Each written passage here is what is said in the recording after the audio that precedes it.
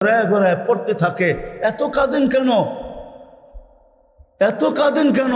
বলছে যেদিন থেকে জান্নাত জাহান্নাম দেখা আসছি উম্মতের ব্যথা আর চোখের পানি বন্ধ হয়,